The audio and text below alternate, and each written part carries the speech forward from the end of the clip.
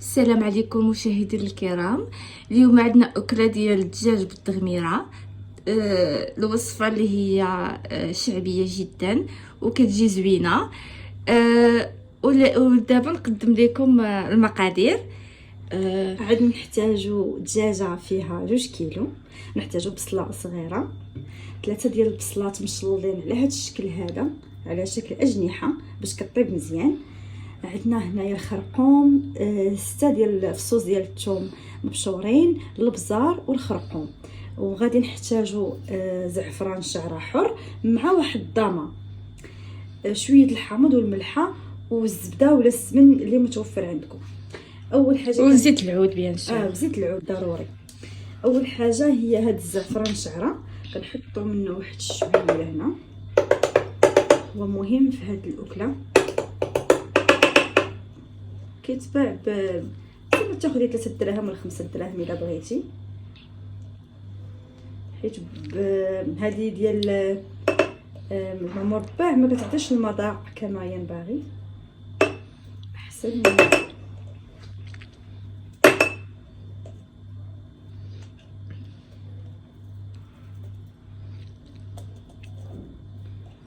شويه. وعلى هاد الكميه هذه غادي نزيد شويه ديال الماء. هاد الماء راه دافي، شويه بحال هكا، ونرخف عليه واحد شويه بيد ما يطلق. غادي نعاونو بحال هكا، بحال كنضغط عليه باش كيخرج داك الصفوره.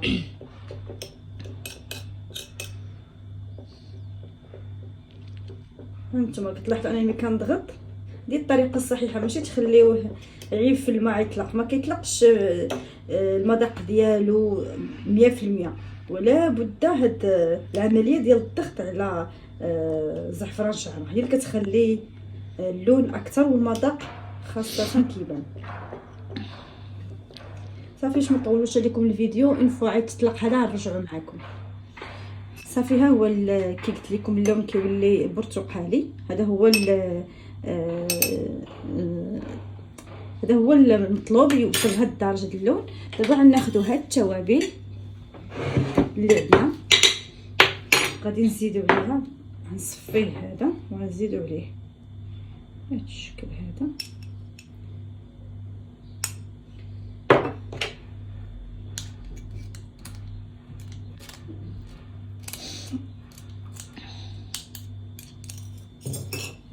وغادي نزيد الطامه،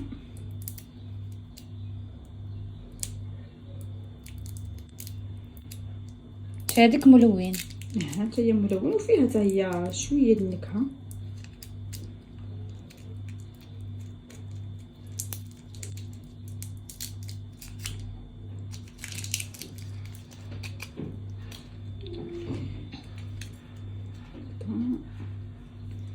بسم الله،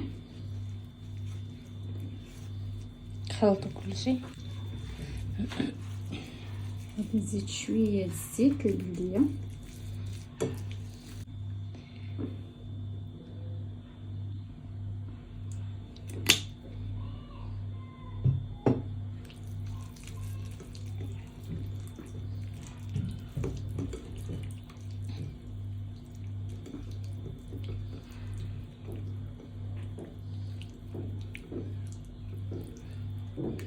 مع شويه د الحامض اللي عندنا هنايا. حنا دايره حامضه معصره، وانا بالعاني خليت ليها هادو. انا الصراحه زعما خليت هاد الطريقه هذه التقليديه 100% وكتجي سهله. ما تزيديش الملحه.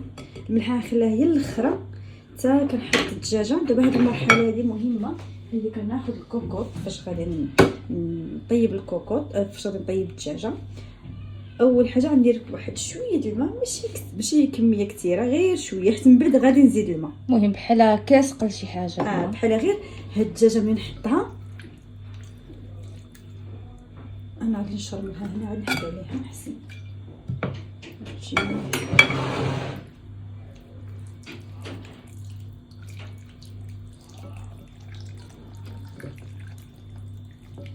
دي الطريقه سهله وكتحتاج عمليه، بزاف، كتجي لذيذه بزاف.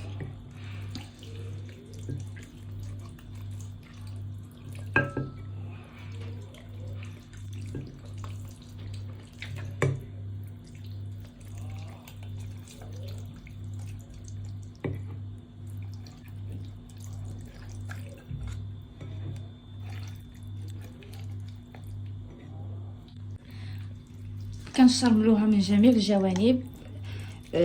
زعما من الاحسن شرملوها مزيان من الداخل ومن برا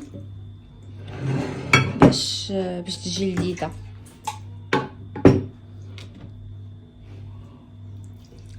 دابا بالسليله نحطوها في الكوكوط اللي درنا فيها شويه د الماء.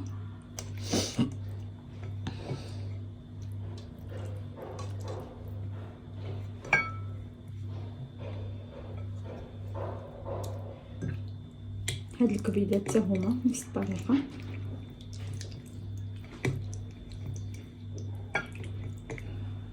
نحطوهم لداخل ديال حيت دغيا كيطيبوا فكتشبه كيتحماو بهاد الاخر. غادي نزيدو هاد البصله نقسمها غير على 4.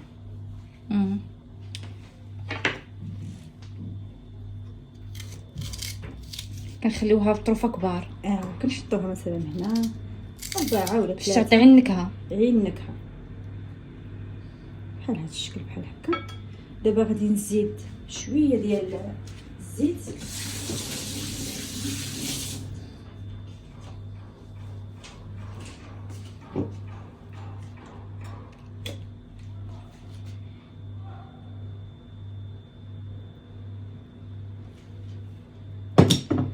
مع هاد شويه الزبده، حيت ما درتش الزيت بزاف، درت هاد الزبده غنحطها غير هكا حتى كتطلق المذاق ديالها. وواحد التحميره حتى هي زوينه كتعطي للدجاج. هي الزبده هي السمن اللي كان ولا شويه الزبده شويه السمن. انا حيت الناس ما باغيينها بلا سمن اقتصدت فقط بالزبده. البوطه درجه متوسطه غادي نحطها، هي كتطلق حيت الماء كاين، غادي نخليها شويه كطيب من بعد غنحركها. في هذا الوقت هذا غادي نوجدو الدغميره.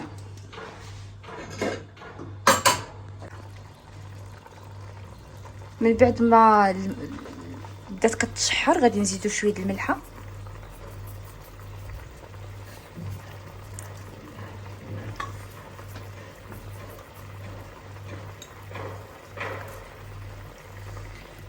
صافي نخلوها تكمل الطياب.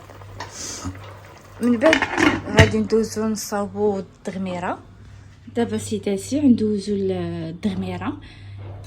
3 البصلات هنا مشلضين على هذا الشكل ديال الاجنحه كما قلنا في الاول. تقدري مازال تحليها هكا بيديك، ولكن زعما راه باينه ان مع الطياب غادي داكشي. هنا غادي نحتاجو التوابل، خرقوم، سكينجبير وبزار و3 فصوص ديال الثوم مع شويه د الملح وزعفران شعره مطلوق مع الماء. دونك غادي نصفي هذا الشيء على التوابل ديالي باش نخلط مره واحده بحال هكا. نزيد شويه كما درنا قبيله، كنجمع بيدي وكنزيد الماء ولا الزيت اللي بغيت باش نجمع.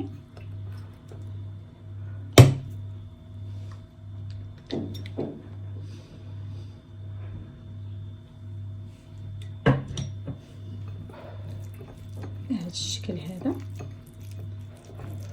وغادي نزيدها على البصل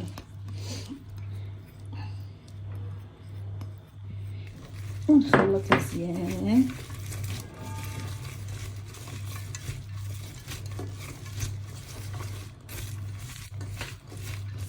لحد الريحه يا سلام.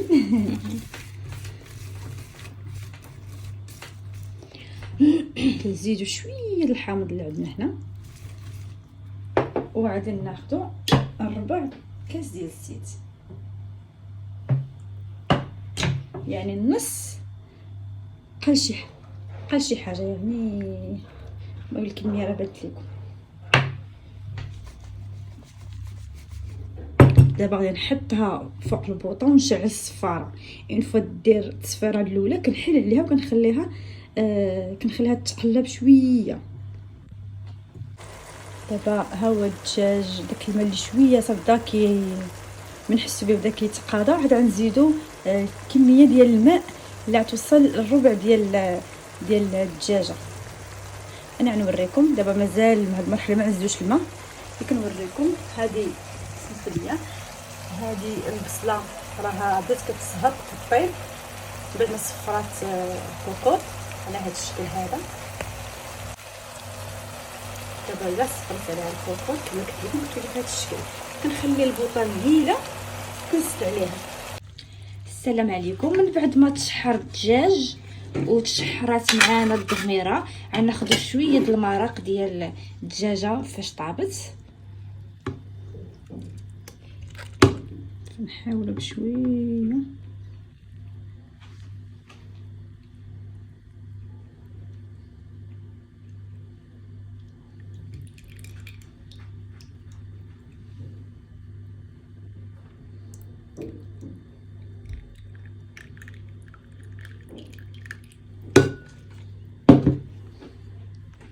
نزيدوها على الدغميره ونخليو واحد شويه حتى يعطي لها لينا نشفت. غنزيدو نخليوها دابا تشحر. غنجمعو بدات كتشحر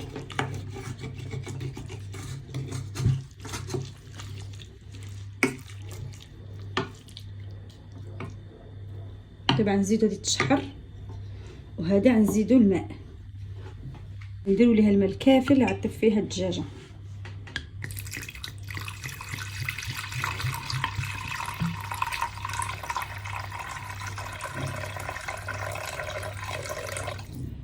صافي تقريبا ربع الكميه ديال الدجاج، ربع هانسات كتجي تقريبا ربع ديال الدجاج ديال الماء خصو يكون واصل للربع ديال الدجاج. شحال ما كان عندكم يوصل للربع صافي. دابا غنسدو عليها طيب مزيان على الاقل واحد نص ساعه عاد نحلو. تقريبا دابا نص ساعه والدجاج كيطيب، مازال غنزيدو واحد نص ساعه اخرى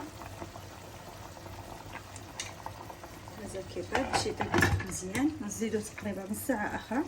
وهذه التغميره راه اون فوا كتبان لينا تقلات كنزيدو المرق من الدجاج ليها، كنديرو واحد السليفه بحال هكذا كنعمروها وكنبقاو نزيدو. اون فوا كتبان لينا نشفت كنزيدو. خصها ضروري المقابله المستمره، على الاقل تدي عليها 5 دقائق وتعاودي تحلي عليها.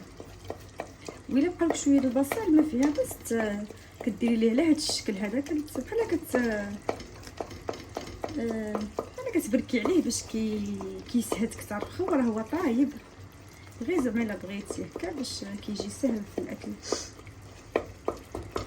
هادشي كطوي وكديري هاد الحركه. صافي دابا غنزيدو اون فوا يعاود يتقلى عاوتاني غنزيد المرق. ديك الزليفه كتعمريها من الدجاج. صافي التغميره ها هي وجدات، الشكل ديالها كيجي بحال هكا. صافي دابا الفران حنا سخناه لدرجه 180 درجه من الفوق من التحت. الدجاجه ها هي راها طايبه، كتكون فريمون طايبه مزيان باش نحمروها. بالنسبه للاطه اللي غادي الطاوله اللي غادي ندخل فيها الفران باش نحيدو كاع لو ريسك ديال انها تلصق فيها الدجاجه، ونحطو هاد البابي كويسون. واصلا الدجاجه نهزوها ناشفه ما نهزوش معها المرقه باش نحطوها، ومن كتحمر كنهزوها كتجينا سهله ما كتلصقش. دابا من بعد ما الدجاجه ديالنا تحمرات خرجناها من الفران كنقلبوها بشويه، نحاولوا نتعاملوا مع الدجاج بشويه، نهزوه بشويه ونخليوه حتى يبرد. يعني ما نخرجوها من الفران نخليوها واحد نص ساعه حتى كتبرد عاد باش كنقدروا نهزوا الدجاجه بلا ما تهرس. وكاو تهرست لكم كتحاولوا تجمعوها في الطبسيله ما كيبان والو. دابا غنبداو الطريقه ديال التقديم. عندنا هنايا التغميره ديالنا هي واجده، هي هذه المريقه. دابا هي غنجيب باش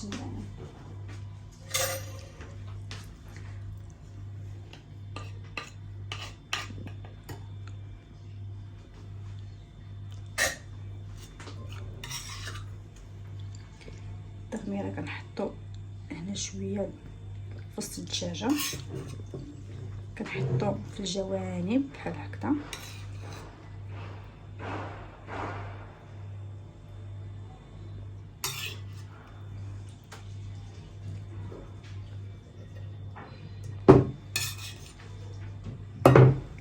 كنحاول ندور هاد التغميره على التبصيل كامل باش اللي حدا شي حاجه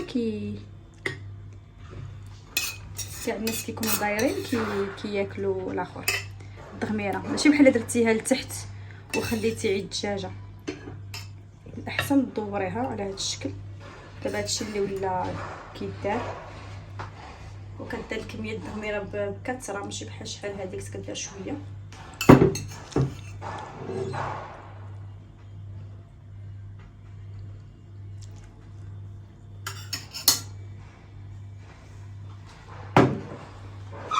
عندنا هنا المريقه حتى هي نفس الطريقه. المريقه راه بحال معسله تالمو ثقيله، غنزيدو واحد شويه هكا وكنحطوها في واحد الزليفه حدا الضيوف. السمان كيبقى اختياري.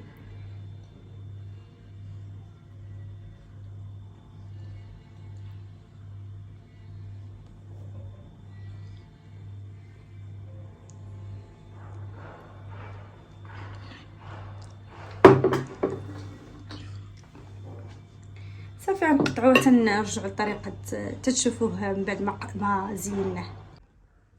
ها هو الدجاج بالتغميره كيجا سهل وبسيط بالنسبه للمبتدئات وما كيحتاجش بزاف القوام ولا الوقت. وهذه هي طريقه التقديم. ولكن عندكم لو شوا ديروا اللي بغيتو.